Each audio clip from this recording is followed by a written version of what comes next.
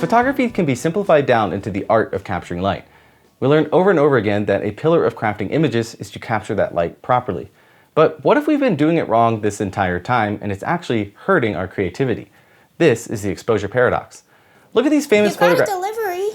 Huh? You've got a delivery. Who's it from? Hasselblad?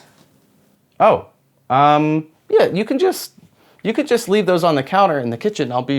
I'll come and get them in a second. I think I remember where I've heard of Hasselblad before. They make cameras, don't they? Yes. And what did you order? I didn't. What makes you think I ordered anything? They sent it to me for a video. For a video? Yes, Hasselblad sent me this X2D and this lens as a paid collaboration to make this video. Thus, it's not going to be a review of the camera. It really can't be, just because there's too much inherent bias with that type of arrangement to make a review. But what it is going to be is a lot of straight out of the camera images from the X2D that showcase the exposure paradox and just how great the image quality is from this camera. Now, for full transparency, they did ask to review this video before it gets posted, but only to check for factual errors. This is very standard in the industry for any type of collaboration like this one. What's not standard is they didn't ask me to make this video about anything specific. They gave me no talking points, no bullet points. They just said, go make one of the videos that you would normally make and talk about the things in the camera that you like or dislike throughout the video. That's it. They didn't tell me what to say, nothing. Just make my own video with this camera. So that's what we're gonna do. All right, with that disclaimer out of the way, hopefully I don't get too many mean comments down below, we could actually talk about shooting some images.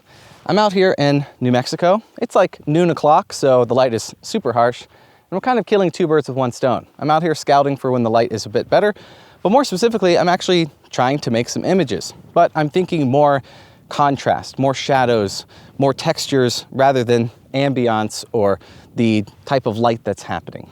And that's a very good lead-in to where I think I was interrupted, and I was gonna talk about the exposure paradox a bit using examples of famous photographers. Some people you've probably heard of, like Ansel Adams or Fan Ho.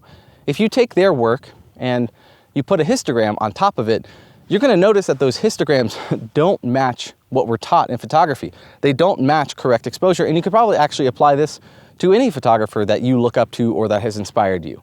Take their images, look at a histogram, and you say, well, that's not correctly exposed. Now, the reality is those photographers, Ansel, Fan, all of those people probably did correctly expose their image when they took it, and then they just edited it to a certain point.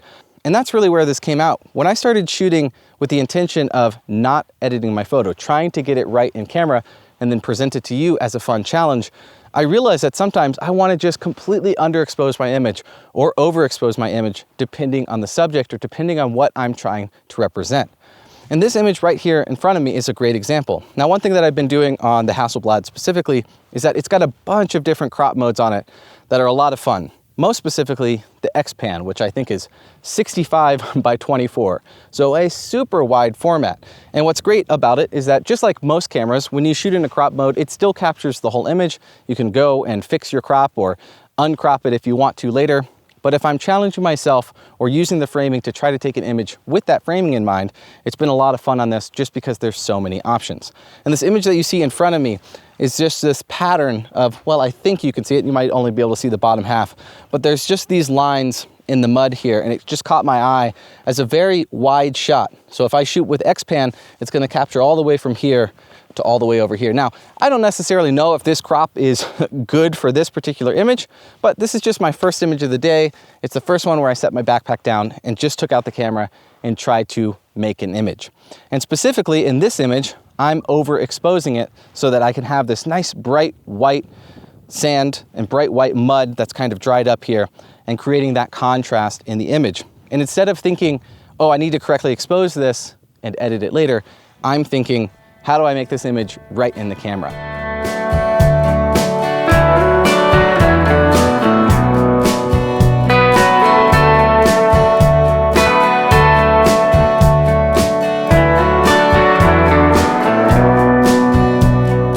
Love of mine, I'm doing fine. I like to think I've changed. Over the years of shooting, I've realized that not all the details matter. There's some images where I don't really care if you can see in the shadows or if there's any details in the highlights. Specifically in the images where I'm trying to show something by using the absence of other things. For example, if you think of like a Caravaggio painting, those little spots of light don't exist without all of the shadow and darkness in the painting.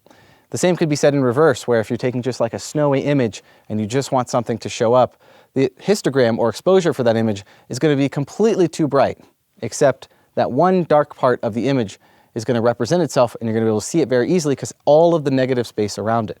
That's kind of what I'm trying to do with this image that you see behind me.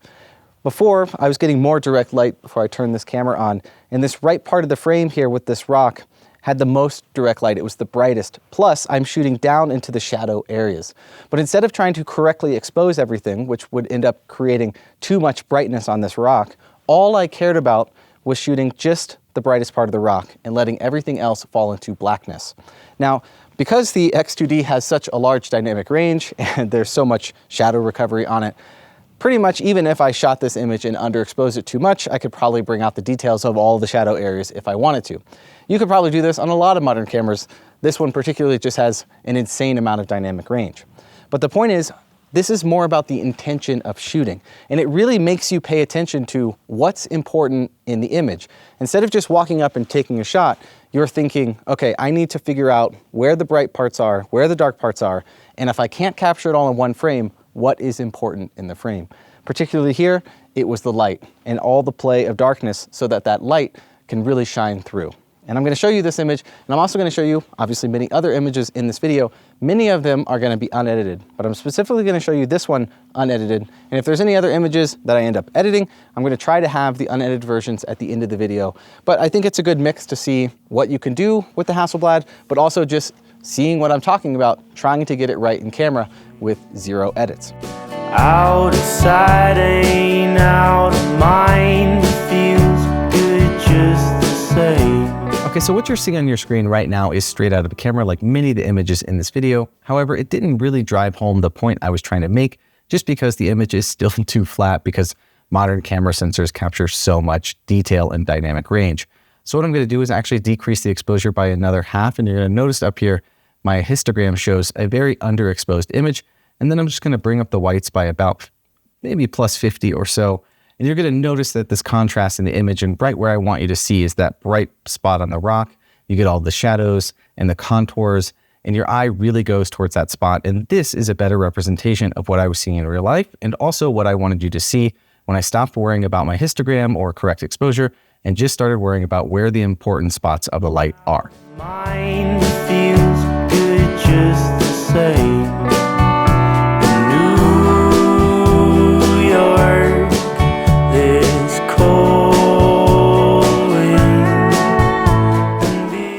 Well, the sun is gone and the temperature has dropped, which is why I've adorned another jacket. And it also makes it a little more difficult to talk about the subject of this video because a lot of what this is about is letting things go into shadow or brightness. But when the light is like this, and it is this completely flat, and even it creates some absolutely beautiful images, especially in the sandstone, but it doesn't exactly pertain to the topic of this video.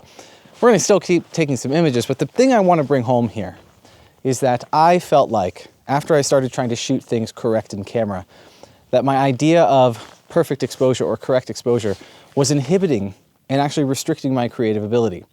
It was hurting my images because I would go and take the images with a correct exposure. I would focus stack and exposure blend and bracket my images and get everything I possibly could. And then I would go and sit in the edit, and my brain was so wired to correct exposure that anytime I wanted to maybe brighten up the image and blow out the highlights or get them so white that the detail is lost and it doesn't matter anymore, or push the blacks to where you can't see into the shadows anymore, my brain wouldn't allow it. I would restrict myself because I'm like, nope, you can't do that. That's bad. You have to have some detail there. When in reality, I started looking at photos and I'm like, well, I can't see anything in their shadows, and this is a famous photo. So why am I restricting myself so much? And that is what this is about. It's not necessarily about going out and incorrectly exposing your images, although I do encourage you to just try once, for the very first time, to just go out and try to take images without editing in mind. Try to get them right directly in camera, then you'll start noticing underexposing and overexposing your images on purpose, because you'll start putting more importance on the importance of what's in the image. What's really nice about this camera that I wish every camera that cost thousands of dollars at this point would have is just internal storage. The memory cards in here are CF Express Type B, I think. I'll put it on the screen if I'm wrong.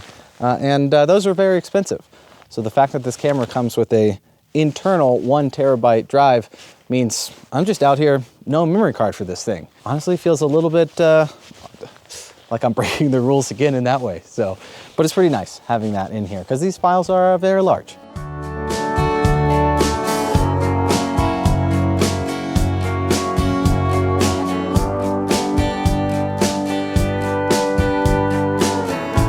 All right, well, as soon as the sun set, well, as soon as I stopped taking photos is when the sun decided to come out. Got an absolutely beautiful burn at the end of this evening. I only snapped like 1 or 2 photos. I was running around just trying to find something to shoot, and I didn't really get a great composition, but this will be a good representation of just how much dynamic range is on that Hasselblad X2D, because I'm going to show you the images with no editing. And if you want to download one of these images, I'll have a link down below. You can actually see what a 100 megapixel image looks like if you're ever curious, because I know when I watch these videos, I was always like, how big are these files actually? Well, be prepared, because they're like 200 megabytes each. Anyways, here's one of those images of that absolutely beautiful burn. I didn't get any footage of it really, so this is all I got.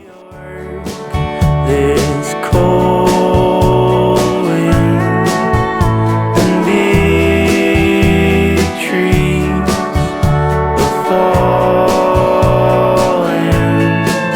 They're taking power lines, the ones I left behind. Till morning I'll be riding. You know, for it being the middle of February, it is surprisingly hot here in New Mexico. The walk over here, I have to wear this jacket to protect my delicate skin.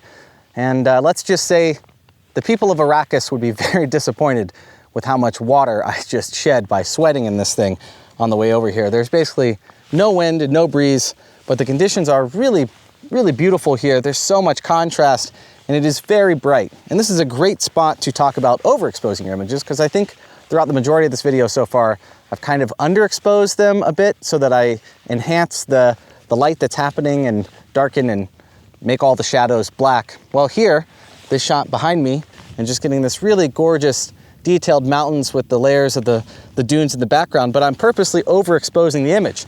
Now, I gotta be honest, I can't see anything because I forgot my sunglasses back with Sophia, so my eyes are currently not very reliable, so I'm trying my best to rely on the EV and the histogram on here, overexposing my image, and then just kind of checking on the back. But I'll be honest, I feel a little blind right now. It's very, very bright, and I'm doing my absolute best. And one other thing I wanted to mention is that I've been using this glow filter from Maven on a lot of the images, and all that's really doing, well, it has different effects and I have different strengths. But basically what'll happen is if I'm shooting into the light, it'll diffuse parts of the light. You can really see it on this image, for example. And if I take it off, here's an example with it off. But when I'm facing away from the light, sometimes it's only really affecting parts of the reflections or the parts that are getting the most lit. And I'm just kind of testing it out, and I really like the effects of it. It's something that gets used a lot in film photography or street photography, but I wanted to give it a shot for more landscape-esque images. And basically what it's doing is it's kind of creating a bit of softness in the image, almost as if I'm bringing the clarity slider down, which I already naturally do when I do my edits. But it's helping me make the image that I want to make right in camera. So you're going to see that effect on some of the images throughout this video. But for this particular image that I'm shooting right now, I'm basically shooting in the X-Pan, which, you know, let me know if you're tired of hearing that at this point. But I just really like it for this particular scene. And I'm overexposing the image by about 2 stops. That's almost pushing my histogram to where it's clipping the image. And I just absolutely love the results. I'm f/16, 60th of a shutter speed on the Hasselblad here, and I've got this glow filter. Now I'll take an image with the glow filter on, and I will take the same image with the glow filter off, and you'll get an idea of just what that's doing. I might even have to zoom in to show you the difference between those two. But it's an absolutely beautiful day here with a lot of contrast. I basically can't see at this point. And just for transparency's sake, you saw me walk up. I do have my other camera here because, well, you kind of need a zoom lens out here on these dunes because that's where a lot of the magic happens for some of the shapes and textures of the dunes. And I only have the one lens for the Hasselblad. So I am shooting a few images on my other camera, but still looking for things in the 30 mil range, which is what I've got here. Thanks for tuning in. Thanks for watching. I hope you're enjoying so far. Oh man, I gotta get out of the sun. I can't see anything.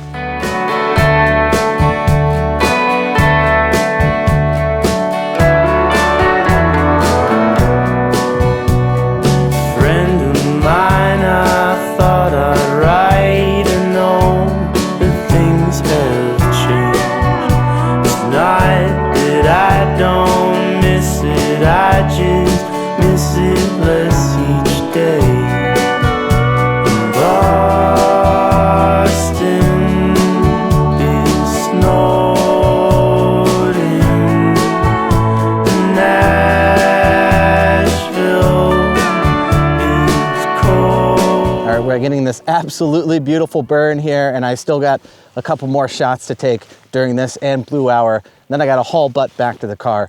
So I'm signing off now. I'll include some more images. Thank you again, Hasselblad, for sending me the X2D, and I hope the exposure paradox is something that you'll go out and try to rewire your brain to let yourself put things in darkness or put things in light. But for now, I'm going to try to capture this light. Thanks for watching. Thanks for tuning in. There's got to be a rainbow out there somewhere. We just got to go find them.